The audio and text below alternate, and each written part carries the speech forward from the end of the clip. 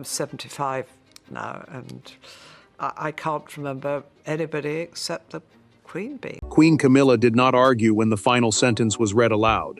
She did not ask for another meeting, demand an explanation, or turn toward the king for protection. Instead, she pushed back her chair, removed the palace briefing folder from her lap, and walked out as stunned courtiers watched in silence. The announcement left no room for interpretation. Camilla Parker Bowles had been formally cut from the royal line, and the Queen knew the decision could not be undone.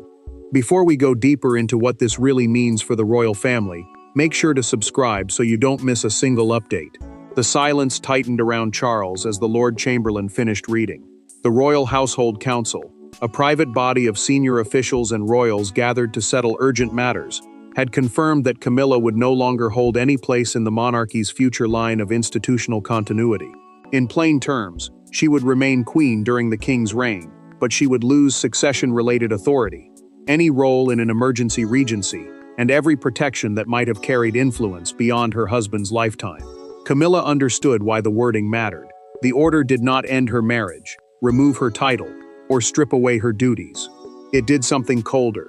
It separated her from the crown's future, and declared that no power linked to her position could pass to her children, relatives, household, advisors, or personal foundation. Years of work remained visible, yet none of it would become permanent. She turned toward Charles and waited. For one moment, the Queen expected him to challenge the ruling, reject the document, or simply say her name. He did none of those things. The monarch lowered his eyes to the papers before him, and that movement told her what no statement had dared to say. He had known before she entered the room. Camilla closed the folder with careful hands. "Then you have already decided who I am," she said. The sentence landed harder than anger. She placed the file on the table, rose before the king could answer, and crossed toward the doors with her humiliation held behind a rigid calm. William never moved. The Prince of Wales did not look victorious, yet he did not look shocked either. His stillness suggested preparation, and Charles noticed it. As the doors shut behind his wife, the Lord Chamberlain covered a second sealed page with one hand. That hidden document named the royals who would inherit every responsibility she had lost. Charles finally looked at his son. "How long have you been preparing this?" Camilla's departure had shocked the room, but the deeper fracture now belonged to the three people left behind. Behind the palace announcement stood three lives bound together by love, duty, and memories none of them could erase. Camilla saw the decision as the destruction of everything she had spent decades trying to secure. Charles saw it as a punishment he had failed to prevent. William saw something very different, a protective wall built around the future crown. All three believed they were defending the monarchy. Only one of them could determine what the monarchy would become. Camilla had spent years turning survival into influence. She built that influence through charities, household appointments, ceremonial duties, and constant access to the king. Those roles mattered because they gave her more than status. They gave her a lasting place inside the royal system. Now the new order threatened to reduce every achievement to a temporary privilege, something accepted during Charles's reign, but denied any permanent place in the crown's future. William carried a different burden. As the direct heir, the person first in line to inherit the throne, the prince had begun examining every promise through the question of what would survive after his father. He feared that private arrangements linked to Camilla, her household, or her extended family could become obligations for his own reign. To him, the decision was not revenge. It was a clean break designed to protect Catherine, George, Charlotte, and Louis from agreements they had never approved. Charles remained alone in the council chamber after the others left. He placed one hand on the empty chair beside him and felt the full weight of what had happened. The king loved his wife, yet he also knew his son's fears could not simply be dismissed. Ignoring William might have created a constitutional battle between the reigning monarch and the future one, a conflict powerful enough to divide the family before the succession even began. Camilla sat in her private room with the unsigned briefing papers before her. She removed a royal brooch and placed it beside the file. The Queen was angry with William, but the deeper wound belonged to Charles. He had allowed her to walk into that room without warning, knowing she would hear the decision in front of others. William reviewed the confidential draft again. Several duties were marked for transfer to Catherine, the Princess of Wales, meaning the future king's wife. The changes were larger than Camilla first realized. Then Charles found the private note. It showed he had fought to soften the original proposal and preserve her ceremonial role. Camilla answered with one handwritten message: "Come without your aids. Tell me whose decision this truly was." The confrontation was coming, but its cause began with one buried moment no one had forgotten. The decision did not begin with a legal document or a formal vote. It began 6 weeks earlier, inside a private Windsor meeting, where one sentence transformed suspicion into open resistance. Camilla had entered expecting approval for a harmless administrative arrangement. William left convinced that the future crown was being quietly surrounded. Charles attempted to calm them both, but the damage had already been done. From that moment forward, every silence became evidence, every signature became a threat, and trust vanished. Camilla placed her proposal before the two men with calm confidence. The plan created a continuity role, meaning temporary consultative access, intended to keep palace work stable when one reign ended and another began. She argued that her private office could guide charities, staff, and ceremonial commitments during the difficult period between Charles's death and William's full assumption of control. To the Queen, it was protection against confusion during national mourning. To the Prince, it looked like authority trying to survive its rightful limit. William reached the supporting clause and read it twice. The provision allowed selected advisors from Camilla's charitable foundation to continue working from royal premises for 12 months after the king's reign ended. He asked why people chosen by his stepmother should remain inside the palace after he became monarch. His voice stayed controlled, but the future king's anger was unmistakable. She heard accusation beneath every careful word. Charles immediately defended his wife. The king insisted that years of service had earned her security, respect, and a dignified transition. He reminded his son that she had stood beside him through criticism and carried duties others had refused to touch. William did not deny her contribution. He simply answered that dignity was not inherited authority, and the monarch suddenly understood that his marriage and his succession were pulling in opposite directions. Camilla slid the draft toward William. The crown does not begin again simply because the throne changes hands. William closed the document and pushed it back. Under me it must. That exchange became the point of no return.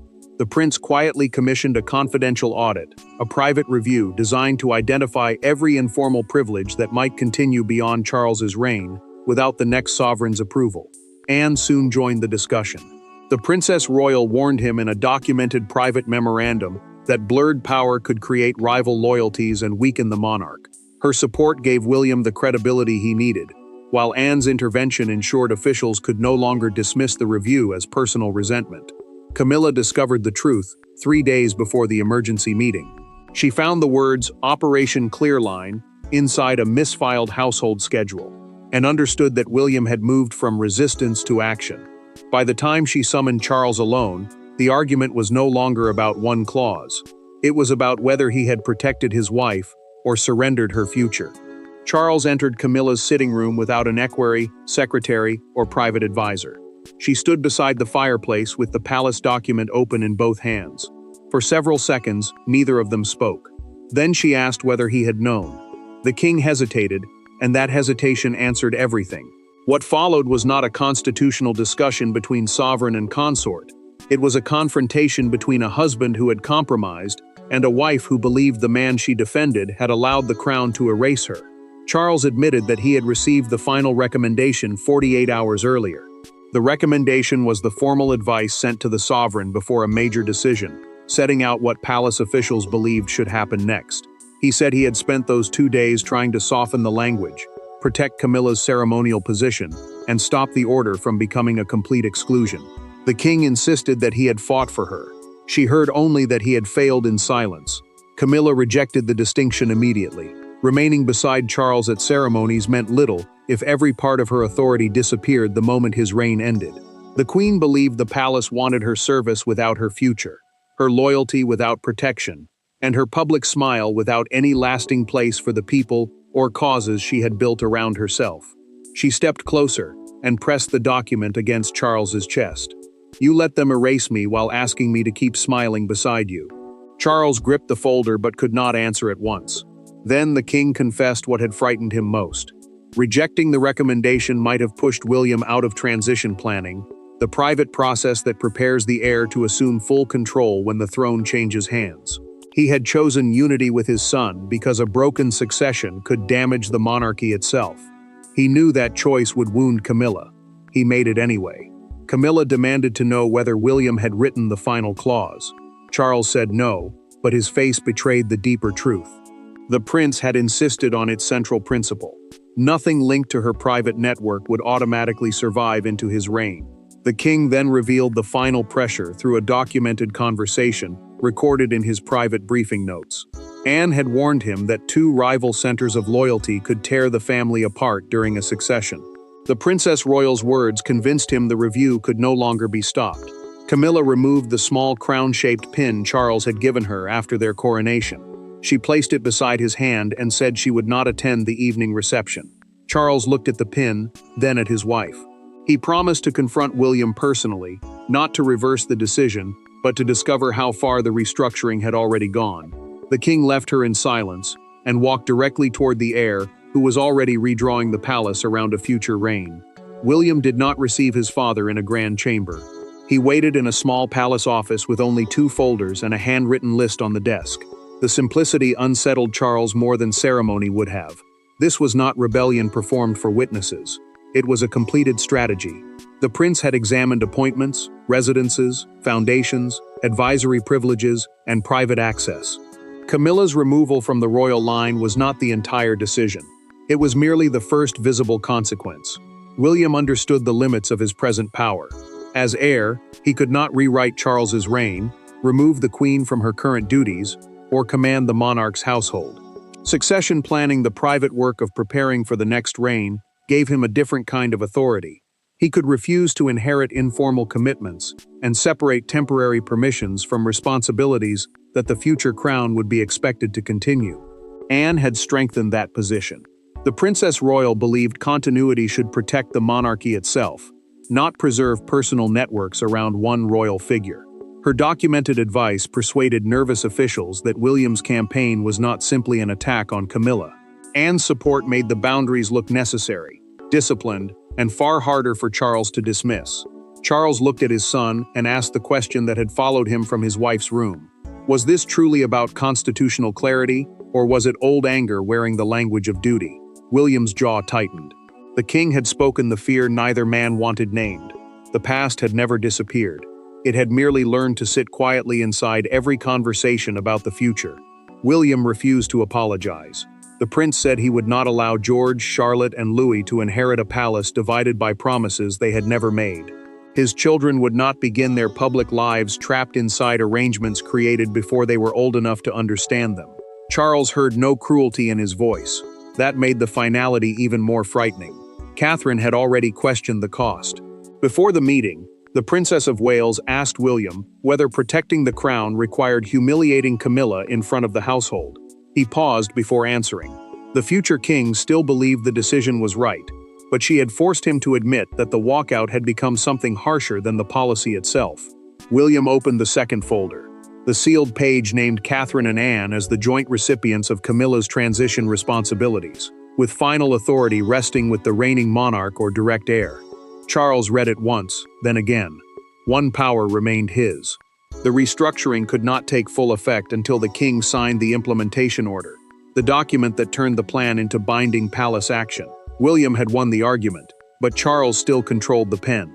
The monarch carried the order back to his private office, where Camilla's empty chair waited across the room. The palace had chosen its future on paper. Now Charles had to decide whether he could sign the decision that had shattered his marriage. The implementation order remained unsigned for nearly 3 hours. Charles sat alone with the fountain pen, uncapped beside his hand. Across the room stood the chair Camilla normally occupied during their evening briefings. No advisor entered, no telephone rang. The king had been given privacy, but it felt like abandonment. When he finally reached for the pen, he was not choosing between right and wrong. He was choosing which relationship the monarchy could survive without. Camilla's office remained frozen while the document waited. Until Charles signed, her staff could not approve long-term appointments, continuity agreements, or commitments designed to remain active beyond his reign. Those restrictions mattered because every delayed signature left the palace suspended between two systems: the authority of the current queen and the boundaries William intended to enforce as the future sovereign. Palace secretaries began reorganizing quietly. They removed transition files from Camilla's office and transferred them into a secure cabinet shared by William, Catherine, and Anne. Transition files were the private records used to prepare duties, staff, and authority for the change from one monarch to the next. Moving them meant the queen was already being separated from the future, even before the ink made that separation official. Charles lowered the pen and wrote his name slowly. He paused over the final letter, then placed the pen beside the order. The king understood that his signature protected the succession from competing claims. He also knew it confirmed Camilla's deepest fear. When forced to choose, he had placed the crown's future above hers. Camilla returned briefly to collect her personal papers. She opened the continuity cabinet and found it empty. A courtier explained that the files had been moved under royal instruction. The queen thanked him calmly and waited until he left. Then she gripped the edge of the desk, steadying herself against a reality she could no longer deny. She sent word that she would not accompany Charles to the evening reception. Her absence forced the palace to choose between admitting the conflict and offering a harmless explanation.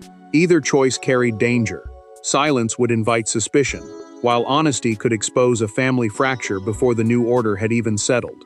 Catherine refused, when officials offered her Camilla's place beside the king. The Princess of Wales said the transition must not appear to be one woman's victory over another. She would accept future responsibility, but she would not turn humiliation into celebration. Anne stepped forward instead. The Princess Royal attended beside her brother, offering stability, without appearing to replace his wife. Charles noticed the attention fixed on the empty space where Camilla should have stood, and Anne understood that the absence spoke louder than any palace statement. Late that night, Camilla sent William a private request. She wanted to meet him the following morning without Charles, Catherine, Anne, or palace staff. The signature had made the decision official. Now the queen intended to face the man who had made it unavoidable. Camilla was already waiting when William entered the small morning room. No folders stood between them. No advisor waited behind the doors, and no king was present to soften what either of them might say.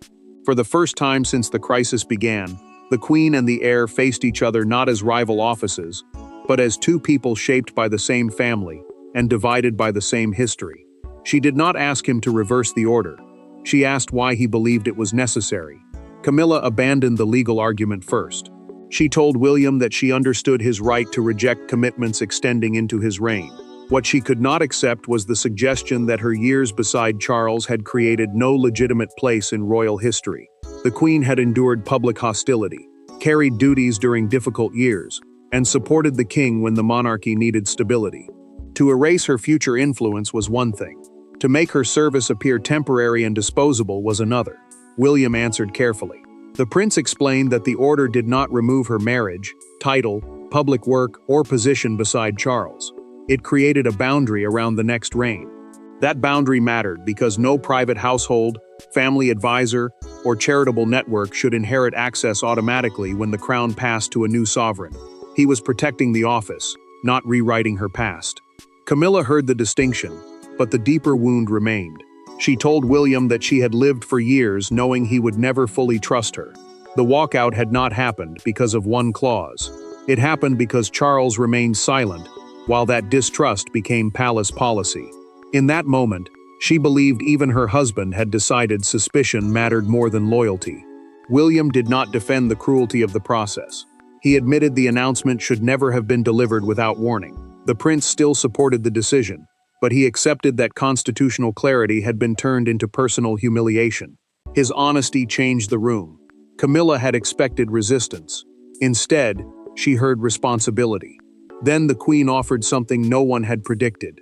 She would dissolve the disputed continuity office herself and surrender every post-reign privilege connected to her family. In return, the palace would record the decision as a voluntary act of service rather than an expulsion. William agreed to amend the public declaration. It would formally recognize Camilla's work throughout Charles's reign, while confirming that her authority ended with his sovereignty. Her legacy would remain. Her influence would not become hereditary.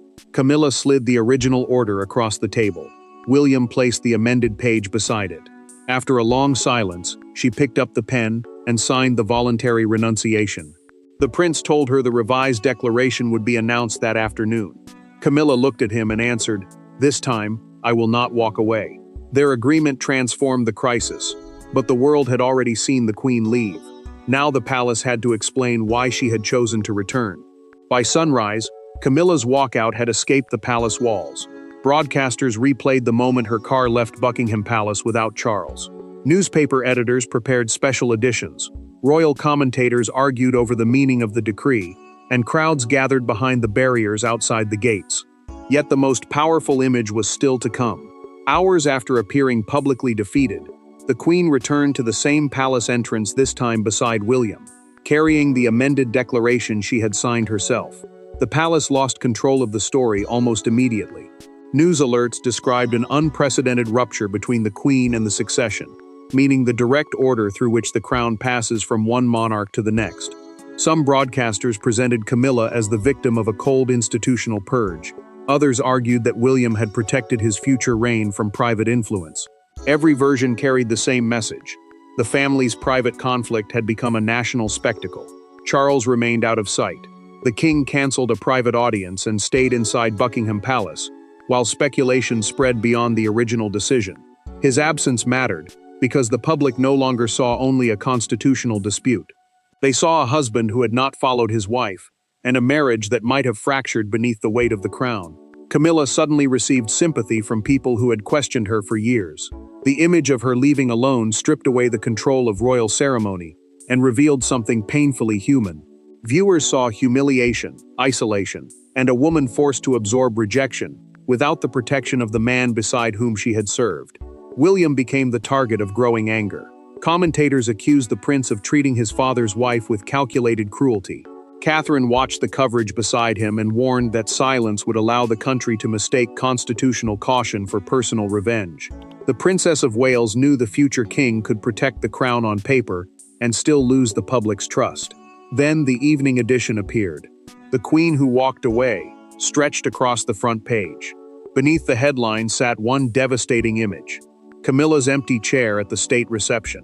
That single absence captured the nation's fear that something permanent had broken. Hundreds gathered outside Buckingham Palace when a broadcaster announced that Camilla had returned. The crowd fell quiet as she stepped from the car beside William rather than Charles. The Queen held the amended declaration and spoke with controlled finality.